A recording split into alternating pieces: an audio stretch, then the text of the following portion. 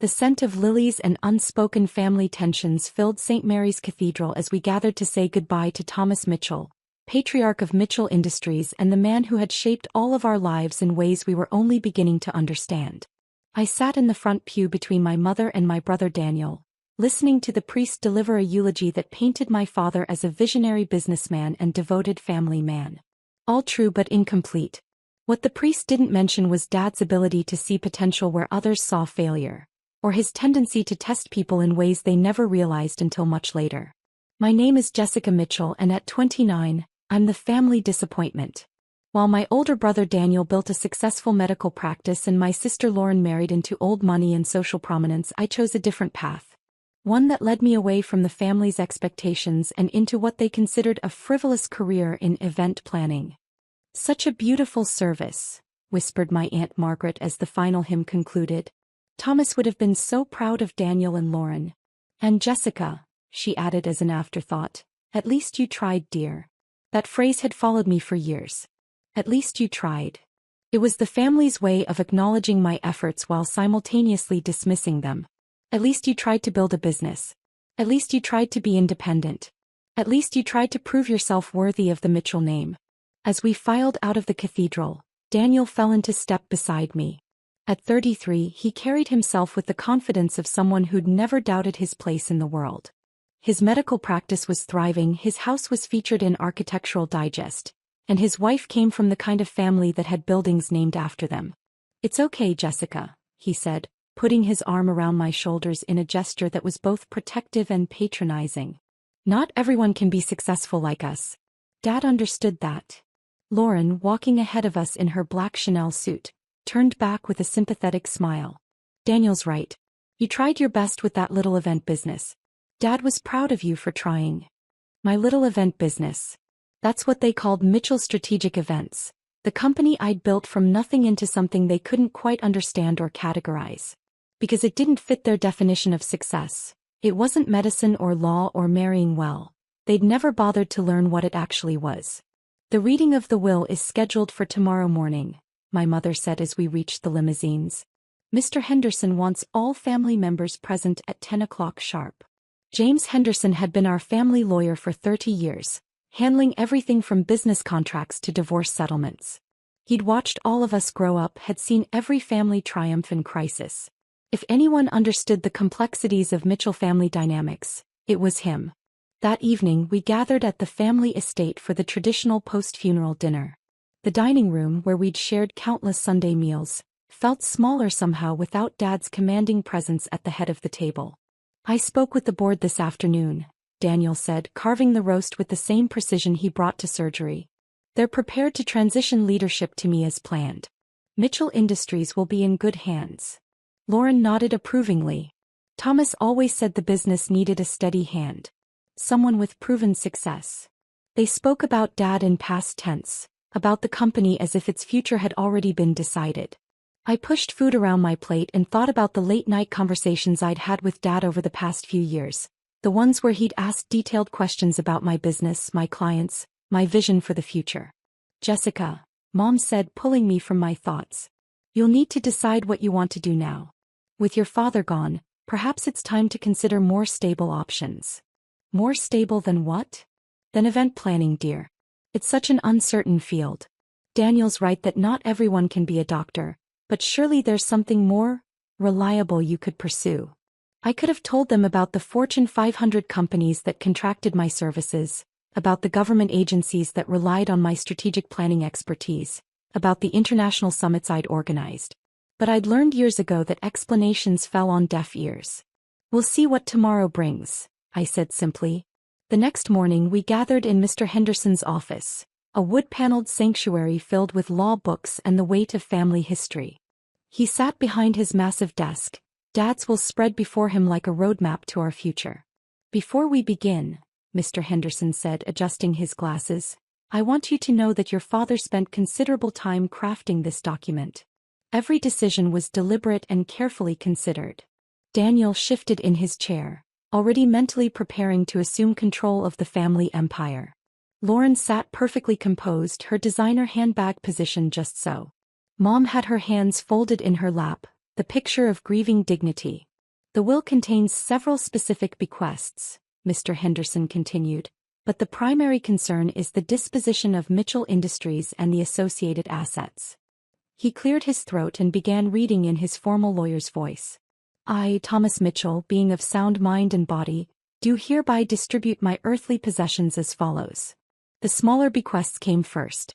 Charitable donations, gifts to longtime employees, provisions for my mother's continued comfort. All expected, all reasonable. Then came the moment we'd all been waiting for. As for Mitchell Industries, including all subsidiaries, properties, investments, and associated assets. Mr. Henderson paused, looking directly at each of us.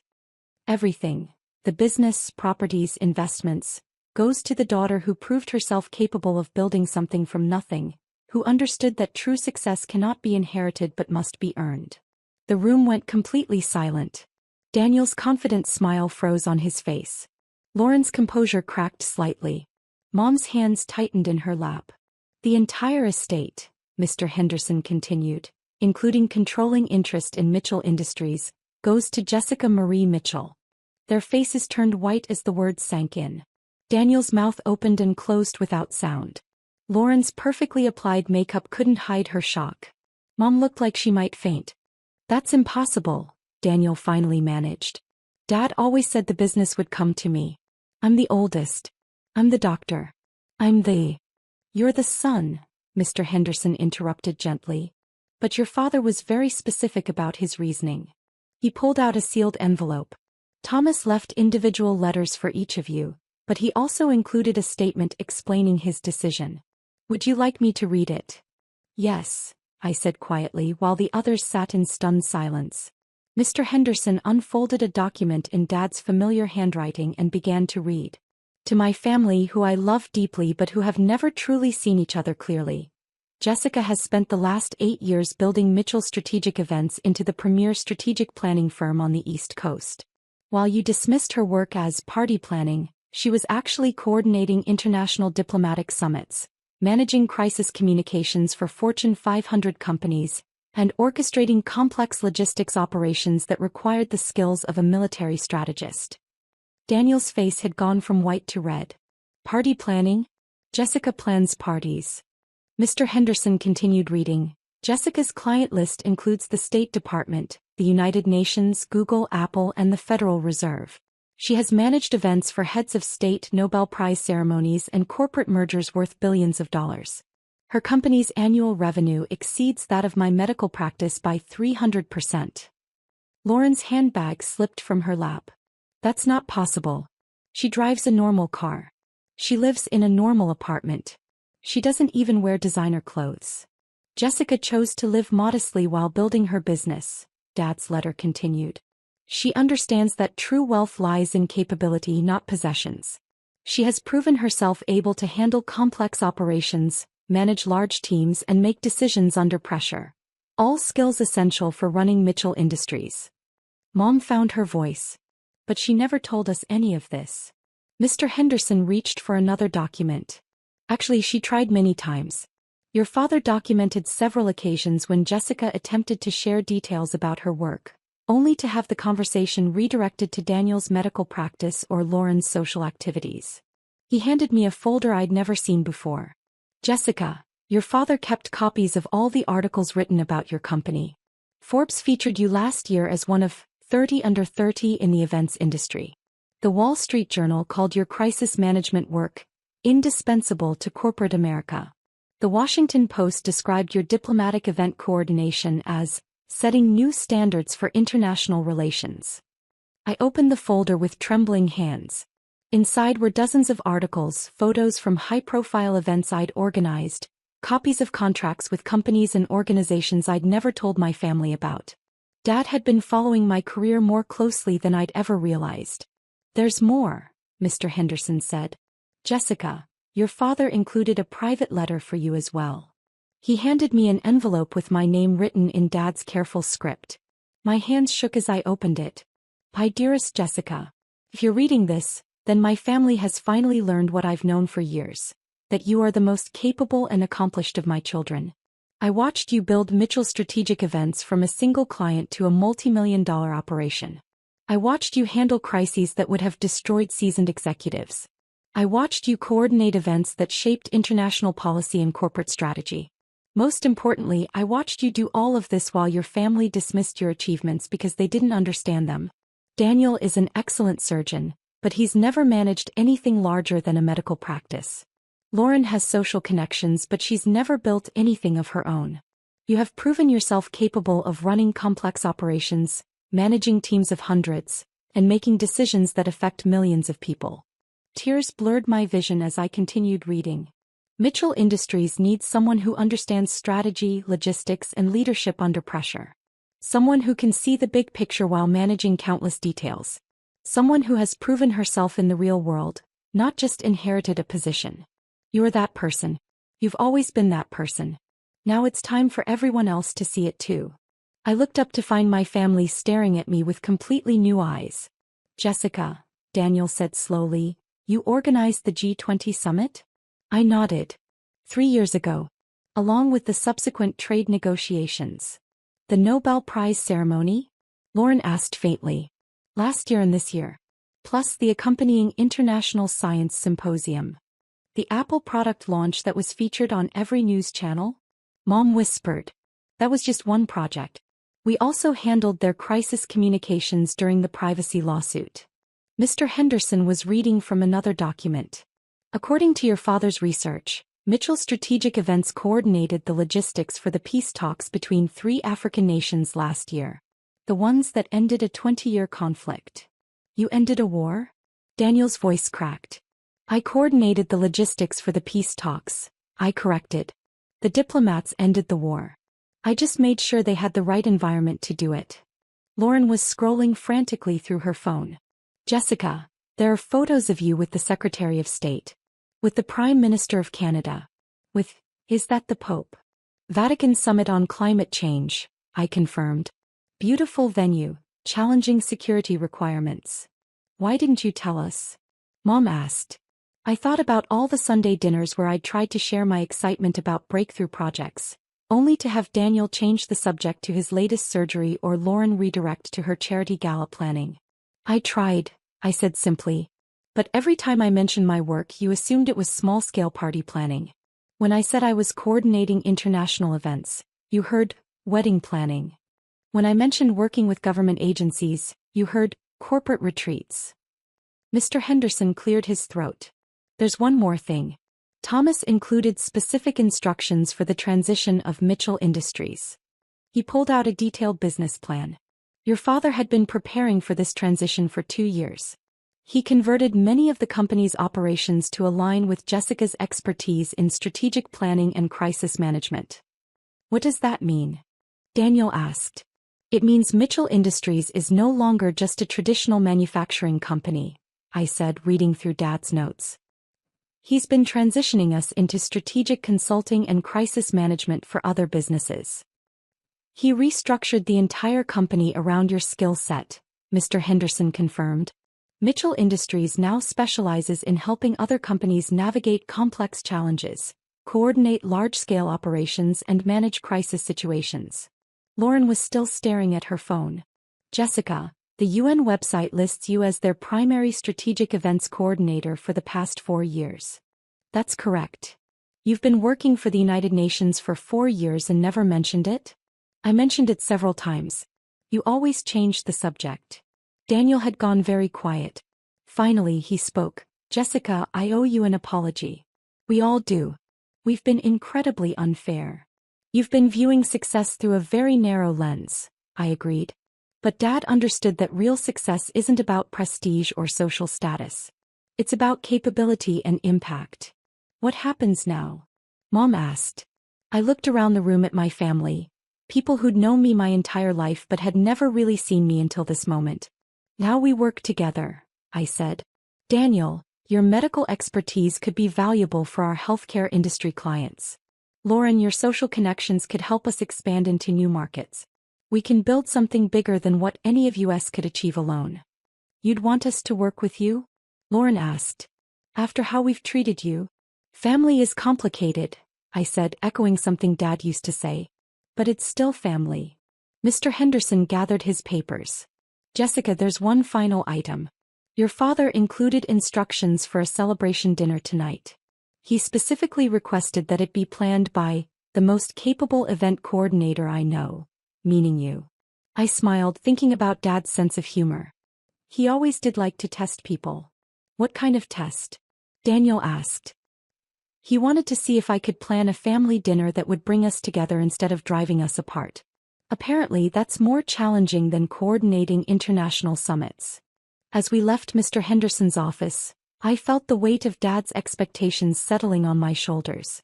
Not just the responsibility of running Mitchell Industries, but the challenge of rebuilding relationships with family members who were finally seeing me clearly for the first time. That evening, I coordinated what might have been my most important event yet. A family dinner where we actually talked to each other instead of talking past each other. Daniel asked detailed questions about my work with the State Department. Lauren wanted to understand how crisis management worked. Mom apologized for years of dismissing my achievements. Jessica, Daniel said as we cleared the dishes, I have to ask, did you really coordinate the logistics for ending a war? I coordinated the logistics for peace talks that led to a ceasefire agreement, I clarified. The actual peacemaking was done by much more important people than me. But you made it possible, Lauren said. Without proper logistics, the talks never would have happened. That's what I do, I said. I make complex things possible by managing all the details that other people don't have time to think about. Over the following weeks, as I transitioned into running Mitchell Industries, my family slowly began to understand the scope of what I'd been building. Daniel joined the company as our healthcare consulting director. Lauren became our corporate relations manager. Mom started volunteering with our nonprofit division. The most surprising discovery came when I reviewed Dad's files and found years of notes about my career. He'd been tracking my progress more closely than I'd ever imagined, collecting articles about my work, keeping copies of testimonials from clients, documenting every achievement my family had overlooked. In his final note to me, he'd written, Jessica, you've spent years proving yourself to people who weren't paying attention. Now you can focus on proving yourself to people who matter, your clients, your employees, and most importantly, yourself. 6 months later, I stood in the conference room of our expanded offices, presenting Mitchell Industries' new strategic direction to our board of directors. The same people who'd planned to hand control to Daniel were now listening intently as I outlined our transformation from traditional manufacturing to strategic consulting. Our Q3 results show a 40% increase in revenue, I reported. We've signed contracts with 6 new Fortune 500 companies and 3 government agencies. The transition to strategic consulting has exceeded all projections. After the meeting, I walked to Dad's old office, now my office, and sat in the chair he'd occupied for 30 years. On the desk was the framed photo from that family dinner, the first one where we'd actually seen each other clearly. My phone buzzed with a message from the State Department. Jessica, we need your team to coordinate the logistics for emergency peace talks in Eastern Europe. Can you have a preliminary plan ready by tomorrow morning? I smiled, thinking about Dad's final test. He'd wanted to know if I could plan a family dinner that brought people together. Turns out, bringing people together, whether it's family members or world leaders, requires the same basic skills. Listening carefully, understanding what everyone needs, and creating an environment where real communication can happen. The difference is that world leaders are often easier to work with than family members. They usually want the same thing and are willing to negotiate in good faith. Family requires much more sophisticated diplomacy. As I started working on the preliminary peace talk logistics, I thought about the journey that had brought me here. Years of building a business while my family watched without seeing, years of proving myself to people who weren't paying attention, years of waiting for recognition that came only after Dad was gone to give it. But in the end, the recognition wasn't what mattered. The work was what mattered. The problems solved, the conflicts resolved, the complex operations made simple through careful planning and strategic thinking. Dad had understood that all along. He'd known that true success can't be inherited or given. It has to be earned through consistent excellence, one project at a time. The phone rang, interrupting my thoughts. Mitchell Industries, this is Jessica. Ms. Mitchell? This is the Secretary General's office at the United Nations. We have a situation developing that requires immediate strategic coordination. Are you available for an emergency consultation? I looked at the photo on my desk, at my family finally seeing each other clearly, then opened my laptop to begin another complex logistical challenge. Always available, I said. What kind of situation are we looking at? Because that's what success actually looks like. Not the moment when people finally recognize what you've built, but all the moments when you're building it one careful decision at a time. Just like Dad always knew it would be.